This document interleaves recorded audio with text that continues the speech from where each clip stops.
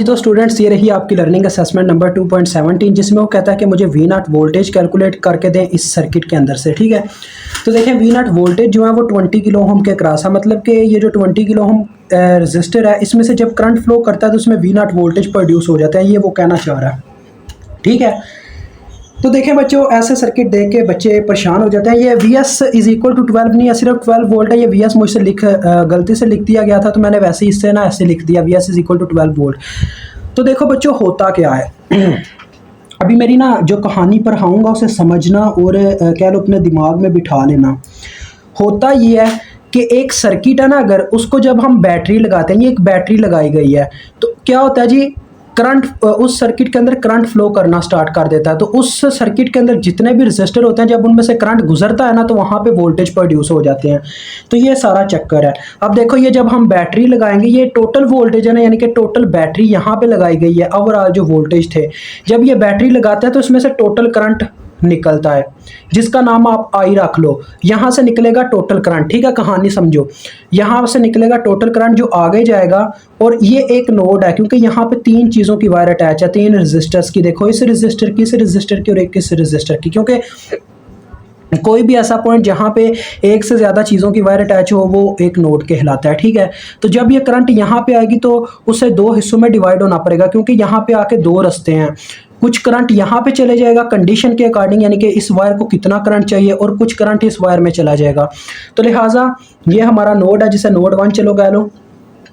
तो मैं कह लेता हूँ इस साइड पे जो करंट गया और इस साइड पे जो करंट गया, उनको कोई ना कोई नाम दे देते हैं। फॉर एग्जांपल, इस साइड पे जो करंट गया उसको आप नाम दे दो I2 और इसको नाम दे दो I1। अब देखो, जब I2 इसमें फ्लो कर रहा होता है, तो जब वो 20 किलो ओम रजिस्टर में से गुजरता है तो उसके क्रॉस वोल्टेज प्रोड्यूस हो जाता है। इसी तरह से वो 40 किलो ओम के क्रॉस भी कुछ वोल्टेज प्रोड्यूस करके आया होता है। लेकिन देखो, अगर मैं वी नॉट यानी ओहम्स ला अगर इस रजिस्टर पे लगाऊं, ओहम्स ला ने क्या कहा था, V is equal to IR होता है।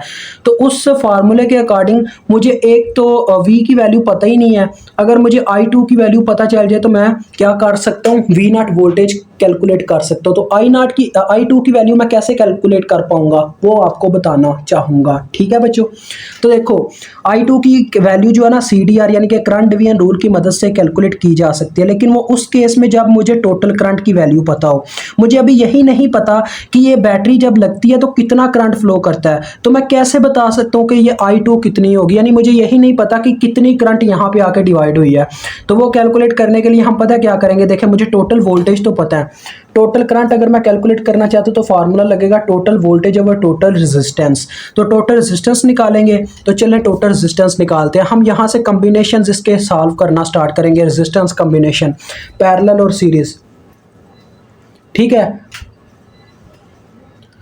तो लिहाजा बच्चों, जब दो रेजिस्टर्स के दरमियान एक टर्मिनल कॉमन होता है तो वो दोनों सीरीज में होते हैं। जब दो रेजिस्टर के दरमियान अपर और लोअर टर्मिनल दोनों कॉमन हो तो वो पैरेलल में होते हैं। तो देखें, यहां से हमने सॉल्व करना स्टार्ट करना है। 40 किलो ओम और 20 किलो ओम के क्रॉस, देखो इन दोनों के दरमियान सिर्फ ये वाला टर्मिनल, यहाँ पे इन दोनों की वायर कॉमन है। टर्मिनल का मतलब है वायर्स का कॉमन होना। इन दोनों के दरमियान यहाँ पे टर्मिनल कॉमन हो रहा है। दूसरा टर्मिनल 20 किलो ओम का दूसरी साइड पे कहीं पे जाके अटैच है, 40 किलो ओम का दूसरी साइड पे अटैच है, यानी कि सिर्फ एक टर्मिनल इन दोनों के दरमियान कॉमन है।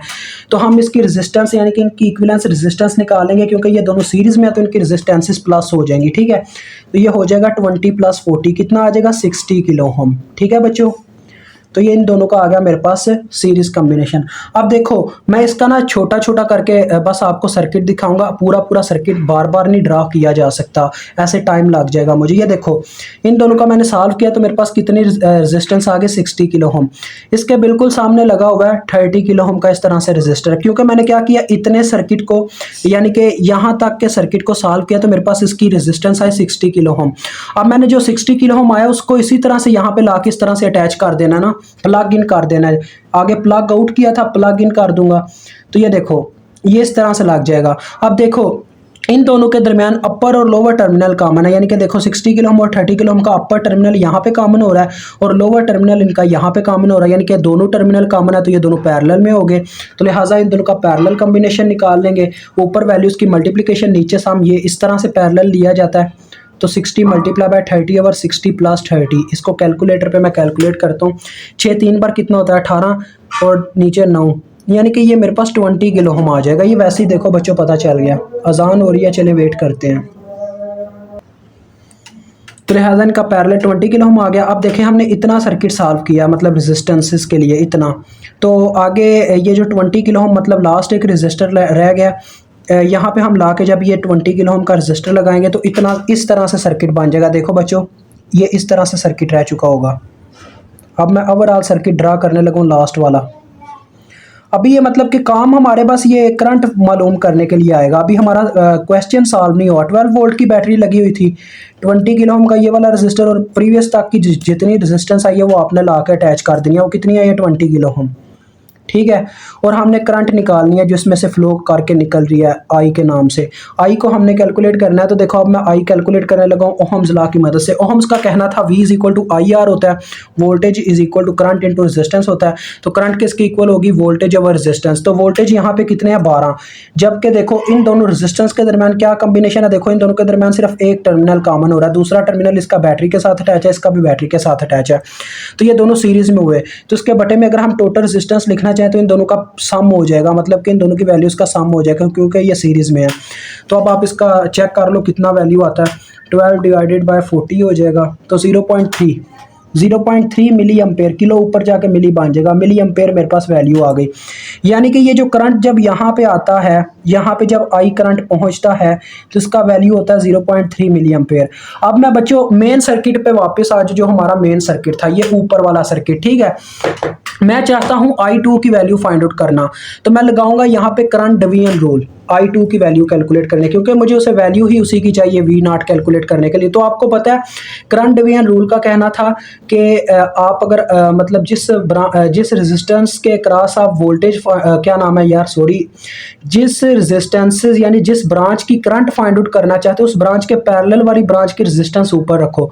तो ये देखो ये हम इतनी ये जो आपकी मतलब इतनी वायर है इसके क्रॉस जो करंट फ्लो कर रहा है हम उसकी वैल्यू कैलकुलेट करना चाहते हैं। तो इसके पैरेलल में कौन सी वायर लगी हुई है, ये 30 किलो ओम वाली, क्योंकि देखो अपर टर्मिनल और लोअर टर्मिनल कॉमन हो जाता है, क्योंकि हम पूरी वायर की करंट फाइंड आउट कर रहे हैं, ना कि इस रेजिस्टर की या इस रेजिस्टर की। हम पूरी वायर के क्रॉस जो करंट फ्लो कर रहा है उसकी बात कर रहे हैं, क्योंकि I2 जो है ना वो 40 किलो में भी I2 उतना ही फ्लो कर रहा है और इसमें से भी उतना ही फ्लो कर रहा है। तो लिहाजा इस वायर के जो पैरेलल में वायर लगी हुई है वो 30 किलो ओम की वायर है, तो लिहाजा इस ब्रांच की रेजिस्टेंस ऊपर आ जाएगी। मैंने बोला ना कि जिस ब्रांच के क्रॉस आप करंट फाइंड आउट करना चाहते हो उसकी पैरेलल की ब्रांच की रेजिस्टेंस ऊपर रख दो और बटे में रखो टोटल रेजिस्टेंस, यानी कि उसकी अपनी ब्रांच की रेजिस्टेंस जो कि हो जाएगी 40 के प्लस 20 के, क्योंकि दोनों सीरीज में थे, और प्लस पैरेलल ब्रांच की रेजिस्टेंस 30 के, ठीक है, मल्टीप्लाई बाय सप्लाइड करंट, यानी वो वाली करंट जो आके दो हिस्सों में यानी जितने हिस्सों में भी तकसीम होके डिवाइड हुई थी, यानी वो करंट जिसके डिवाइड होने से वो हिस्सा बनता है, टोटल करंट से मल्टीप्लाई करना जो जिसका नाम आई है। तो आई की क्या वैल्यू है 0.3, इससे हम मल्टीप्लाई करवा देंगे जिसकी वैल्यू के साथ मिली भी है।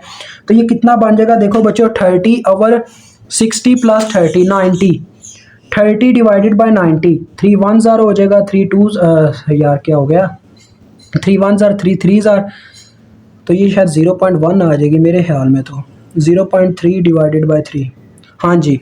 तो बच्चों I2 की वैल्यू आ गई है हमारे पास 0.1 मिली एम्पेयर, ठीक है। अब हम V0 इजीली कैलकुलेट कर सकते हैं। अभी मैं आपको बताता हूँ ये कैसे कैलकुलेट होते हैं। ओहम्स लॉ ही लगेगा, IR लगेगा, लेकिन रेजिस्टेंस हमारे पास कितनी है 20 किलो ओम का रेजिस्टर है ना। अब करंट के साथ कौन सा साइन आएगा, मतलब कि I2 प्लस में लिखी जाएगी या नेगेटिव में, ये डिसाइड होता है कि वो वोल्टेज के कौन से पोल में एंटर करती है अपनी डायरेक्शन के मुताबिक। तो ये देखो ये करंट जब आती है तो इसके पॉजिटिव पोल में एंटर करती है, लिहाजा ये प्लस में लिखी जाएगी। अगर नेगेटिव में करती है यानी कि ये दूसरी डायरेक्शन में आ रही होती तो फिर हम -I2 पुट करते यहाँ पे। तो 20 के इंटू आ जाएगा 0.1 मिली किलो कैंसिल हो जाएंगे और ये आ जाएगा 2 वोल्ट। तो ये आपका क्वेश्चन सॉल्व हो चुका है।